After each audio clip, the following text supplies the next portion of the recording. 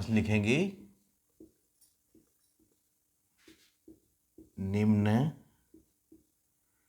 लिखित सारणी में निम्नलिखित सारणी में प्रत्यक्ष और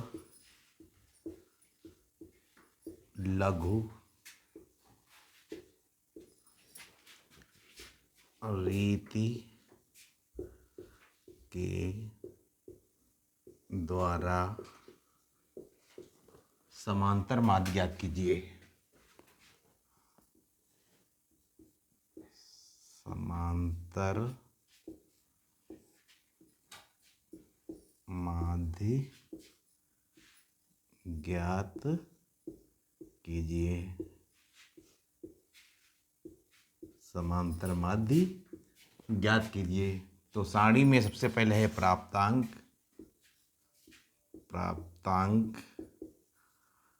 लिखेंगे। तो प्राप्तांक में है 0 से 10, फिर 10 से 20 और फिर 20 से 30 और फिर 30 से 40,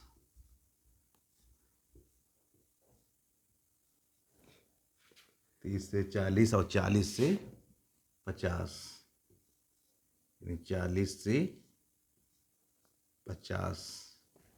इसके बाद में फिर लिखेंगे विद्यार्थियों की संख्या।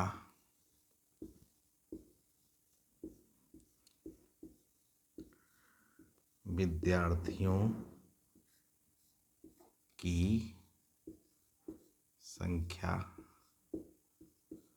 तो विद्यार्थियों की संख्या कितनी थी? 0 से 10 में 10 और फिर 12, 20, 18, 20 और 18 और फिर 10। तो ये विद्यार्थियों की संख्या थी। तो इस तरीके से प्रश्नावली में दिया होंगे प्रश्न, परीक्षा में आएंगे और पूछेगा कि निम्न की सारणी से समांतर माध्य ज्ञात कीजिए प्रत्यक्ष और लघु रीति के द्वारा। तो जानेंगे प्रत्यक्ष और लघु रीति के द्वारा समांतर माध्य कैसे ज्ञात करेंगे, तो इसके बारे में जानेंगे।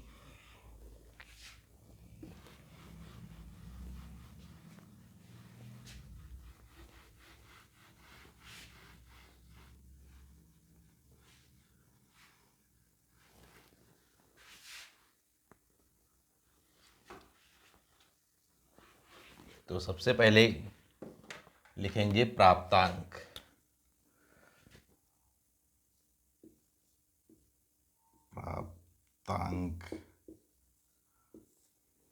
प्राप्तांक हो जाएगा। प्राप्तांक में लिखेंगे 0 से 10, 10 से 20, 20 से 30 और 30 से 40 और 40 से 50।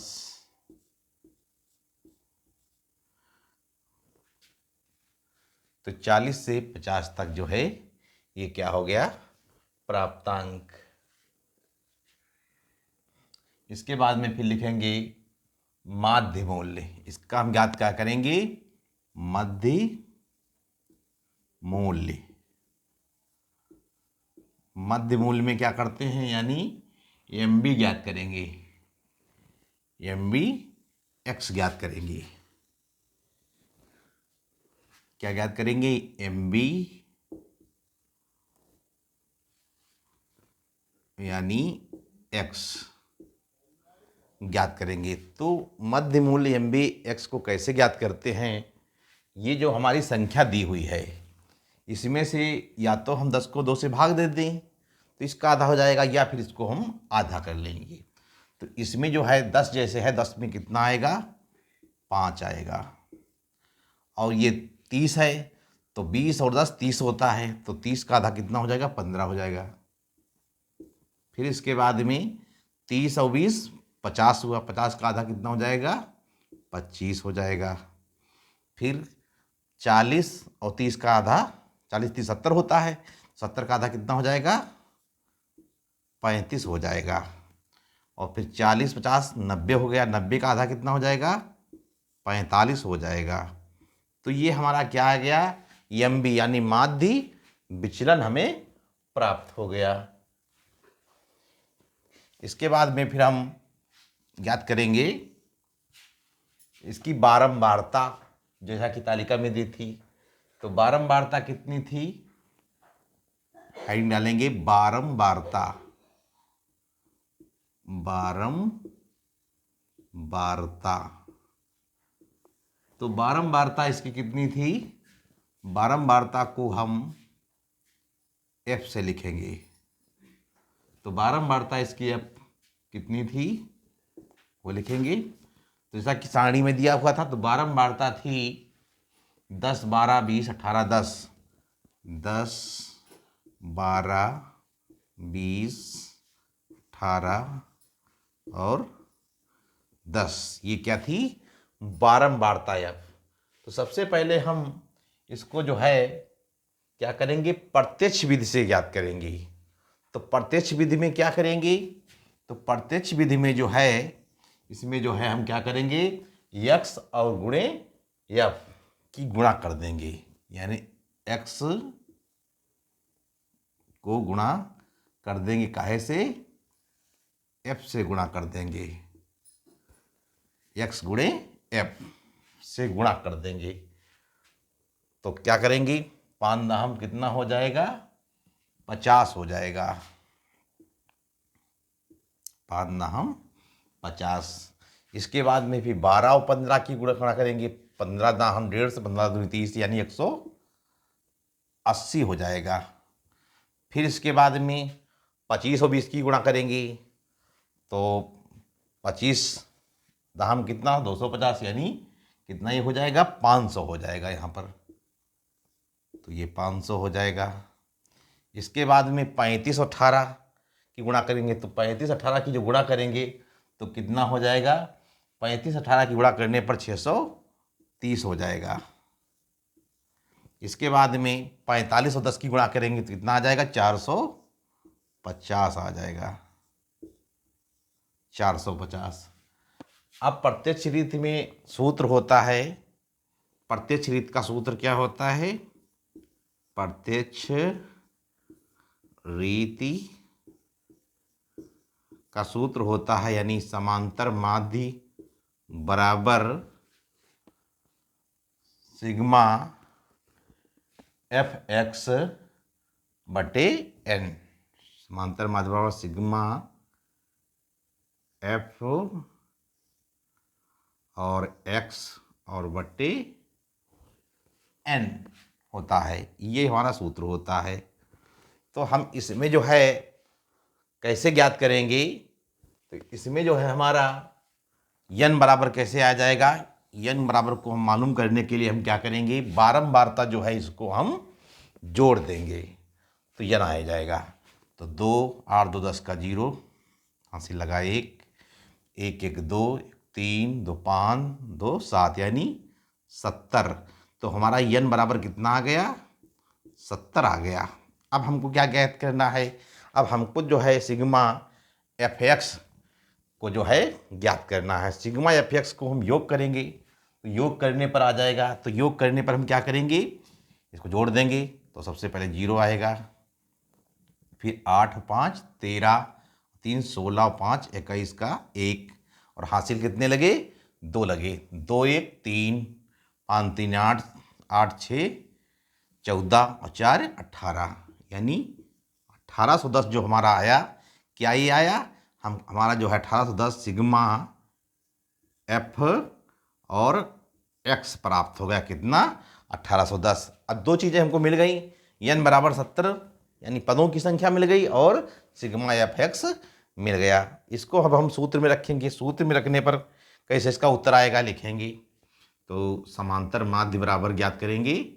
तो सिग्मा एफ एक्स कितना आया? 1810 और बटे यानी पदों की संख्या कितनी थी 70।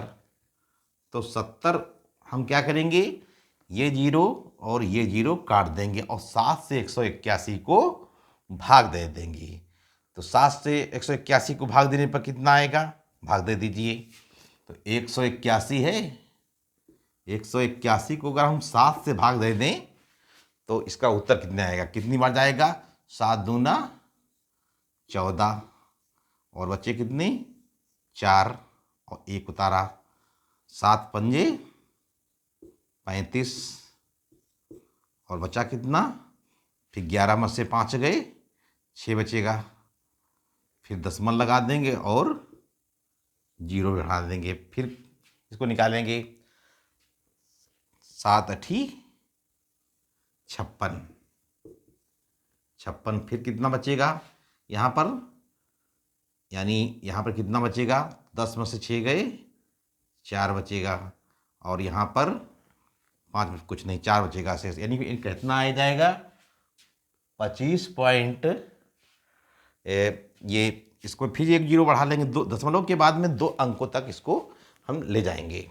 भाग देने पर हमेशा ध्यान रखिए कि दशमलव के बाद 2 अंकों तक निकाला जाता है।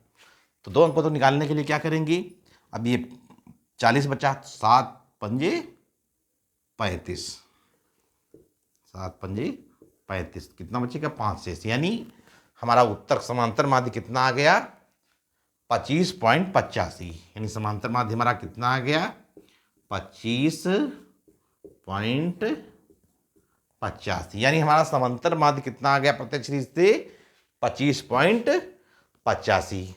अब आइए हम जानते हैं लघुरीत। तो लघुरीत के द्वारा समांतर माध्य कैसे ज्ञात करेंगे उसके बारे में जानते हैं।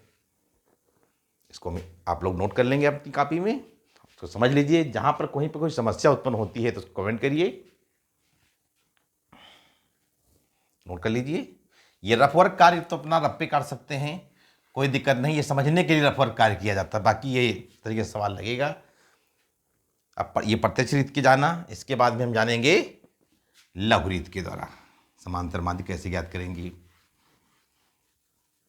तो लघुरीत के द्वारा ज्ञात करने के लिए हम क्या करेंगे इसमें, तो प्रत्यक्ष रीत से हमें कोई मतलब नहीं है, तो हम क्या करेंगे प्रत्यक्ष रीत को जो है इसको हटा देंगे। आप लोग समझ ही चुके होंगे प्रत्यक्ष रीत में किस तरीके से निकाला जाता है, तो इसको मिटा देंगे।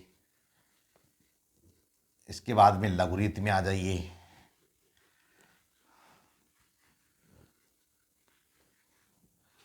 तो लघुरीत में हम ज्ञात करने के लिए क्या करेंगे, जैसा कि आप लोगों ने पिछली कक्षा में जाना था, यक्ष में से किसी भी संख्या को हम कल्पित माध्य मान लेते हैं और फिर क्या जान करते हैं विचलन, यानी dx मालूम करते हैं।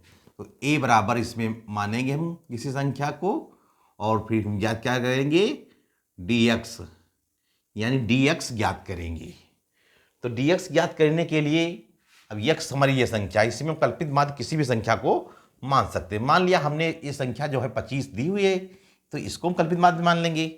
तो a बराबर कितना हो जाएगा हमारा 25 और फिर विचलन ज्ञात करेंगे। विचलन कैसे याद करते हैं कि 25 संख्या अगर अधिक है तो काहे में आएगा, प्लस में आएगा, और 25 से कम है तो काहे में आएगा, माइनस में आएगा। अब 25 दिया हुआ है तो कितने कम है, यानी 20 कम है, तो माइनस के कितने आएंगे, माइनस के यहाँ पर 20 आएंगे, कितने आएंगे, माइनस के 20 आएंगे। और फिर ये 15 है, 15 10 25 होता है, तो कितने कम है, माइनस के 10 कम है, और यहाँ पर कितना आ जाएगा, 0 आ जाएगा। फिर इसके बाद में ये 35 हैं तो प्लस के कितने हो जाएंगे, 25 और 10 35 होता है, तो प्लस के यहाँ पर 10 हो जाएंगे। फिर 45 यहाँ पर कितने आएंगे, तो 25 और 20 कितना होता है 45, तो प्लस के यहाँ पर 20 आ जाएंगे। तो ये हमारा क्या निकल आया, dx, यानी कल्पित माध्य से माध्य विचलन निकल आया। इसके बाद में हम क्या करेंगे, f और गुणे dx की गुणा करेंगे, फिर लिखेंगे यहाँ पर f और गुणे, और फिर हम क्या लिखेंगे dx, एक्स की हम यहाँ पर क्या करेंगे, गुणा करेंगे, एफ और गुणे डी एक्स। अब डी एक्स हमारा ये निकला था और एफ हमारा ये है, तो इससे इसकी गुणा कर देंगे। गुणा करने पर कितना आएगा, तो 20 दहम 200, तो यहाँ कितने आएंगे, माइनस के 200 आएंगे। अब यहाँ पर फिर इसको गुणा करेंगे, 12 दहम कितना आएगा, 120, तो यहाँ माइनस का कितना आएगा, 120, और यहाँ पे 0 आ जाएगा। फिर इसके बाद में 18 दहम 180, तो प्लस के कितने आएंगे, 180, और फिर 20 दहम 200, प्लस के कितने आ जाएंगे, 200 आ जाएंगे। तो इस तरीके से हमारा ये डी एक्स और एफ एक्स की गुणा हो गई। गुणा करने पर फिर हम क्या करेंगे, इसके बाद में प्लस वाले हम एक तरफ जोड़ लेंगे और माइनस वाले एक तरफ जोड़ लेंगे। तो यहाँ पर जोड़ लेंगे प्लस वाले, यहाँ पर एक रफ वर्क कार्य के लिए कर लेंगे यहाँ पर। तो प्लस वाले हमारे कितने हैं, 180 और प्लस 200, यानी 380 हमारे काहे के हो गए, प्लस के।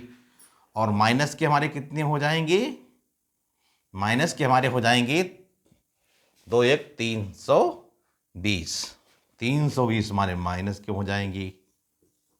तो 320 हमारे काहे के हो जाएंगे, माइनस के घटाने पर 0 से 0 आया, 8 में से 6 गया, बचा कितना, 2। 60 हमारा क्या निकला है, 60 हमारा निकल आया सिग्मा एफ डी एक्स। तो सिग्मा एफ डी एक्स यहाँ पर कितना निकला, 60। लिखेंगे सिग्मा एफ और डी और एक्स बराबर कितना आया, 60 आया।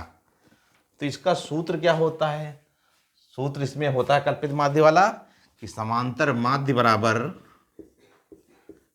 ए प्लस सिग्मा एफ और डी एक्स बटे एन, ये इसमें सूत्र लगेगा समांतर माध्य ज्ञात करने के लिए। इस तरीके से इसमें सूत्र लगेगा। तो सूत्र में रख देंगे, जब हमको संख्याएं मालूम हो गई तो इसको सूत्र में रख देंगे। सूत्र में रखने पर क्या होगा, ए हमने कितना माना था, कल्पित माध्य 25 माना था, तो इसमें क्या रख देंगे, लिखेंगे समांतर माध्य बराबर 25 और plus sigma F D x कितना निकला हमारा, 60 निकला, और बटे यानी पदों की संख्या कितनी थी, 70, तो 70 लिख देंगे। तो इसको हम क्या करेंगे, इसको हम काटेंगे, ये 0 काट दीजिए, ये 0 काट दीजिए। अब कितना आ गया, नीचे 70 है और ऊपर 60 है, इस तरीके से। तो हम क्या करेंगे कि इसमें जो है यानी 7 से हम 6 को भाग दे देंगे। अब ध्यान दीजिए कि 7 को से 6 को हम भाग कैसे देंगे, ध्यान दीजिए 7 को हम 6 में भाग कैसे देंगे। ये भी काफ़ी लोग परेशान हो जाते होंगे कि 7 से 6 में भाग कैसे देंगे। तो हम अब 6 हैं यहाँ पर, तो क्या करेंगे, सबसे पहले हम दशमलव लगा देंगे। दशमलव लगा देंगे तो यहाँ पर एक 0 बढ़ा देंगे, तो हमारी संख्या कितनी हो गई, 60 हो गई। तो यहाँ पर करिए कितनी बार जाएगा ये, तो 7 8 56, 7 8 56 जाएगा। हटा दीजिए यहाँ पर, तो 10 में से 6 गया, कितना बचा, 4। इसके बाद में फिर 0 बढ़ा लेंगे, 40 हो जाएगा। 7 पंजे 35, 7 पंजे 35, तो कितना बचा, 5 बचा। तो यानी हमारा कितना आएगा, 0.85 आएगा। तो यहाँ पर लिखेंगे समांतर माध्य बराबर 25 और प्लस दशमलव और कितना आएगा, 85। तो इसलिए हमारा उत्तर कितना आएगा, समांतर माध्य बराबर 25.85। कितना दोस्तों आया, 25.85 हमारा उत्तर आया। कहने का मतलब प्रत्यक्ष रीति में कितना आया था, 25.85, और लघु रीति में भी कितना आया, 25.85। तो किसी भी संख्या को हम कल्पित माध्य मान लेंगे इसमें से x में से, और हमारा उत्तर एक जैसा आएगा। चाहे हम प्रत्यक्ष रीत से निकालें चाहे लघु रीत से निकालें, उत्तर एक जैसा आना चाहिए। तब तो आपका सवाल ये सही है, सही तरीके से समांतर माध्य आपका ज्ञात हो रहा है। तो ये रफवर्क कार्य था, इसको आप लोग नोट कर लीजिए इस तरीके से। इस तरीके से किसी भी प्रकार की समस्या उत्पन्न होने पर आप लोग कमेंट कर सकते हैं। तो प्रिय साथियों, आज की ऑनलाइन कक्षा में बहुत बहुत धन्यवाद। आप पुनः अगले दिन हम मिलेंगे। सभी का प्यार भरा नमस्कार, शुभ रात्रि, शुभ प्रणाम।